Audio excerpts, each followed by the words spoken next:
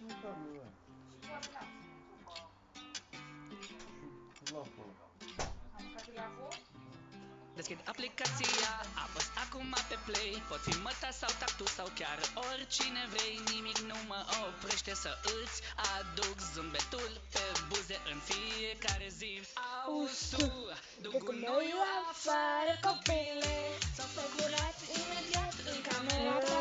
Sau ce-ți mai zic despre Vasile, nu vrei să să și întreținerea sau să merg în locul tău la muncă. să aduc eu bani în În această această casă o să le fac pe toate toate scali. auzi tu ce spun părinții. Până atunci faceți voi. Auzi tu ce spun părinții. Până atunci faceți voi.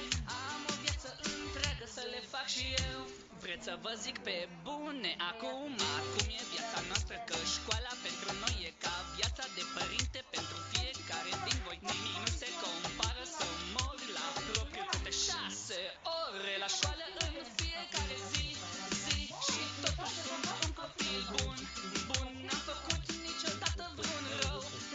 Să nu mă înțelegeți. Și totuși sunt un copil foarte bun. N-am făcut niciodată vreun rău. Știți că vă iubesc foarte mult. Dar lăsați-mă să și trăiesc. Auzi, o duc gunoiul afară, copile. S-au Rat imediat în camera ta. sau ce să mai zic În Vasile, tu vrei să plătești și întreținerea sau să merg în locul tău la muncă. Să aduc eu bani în această casă. O să le fac pe toate scali.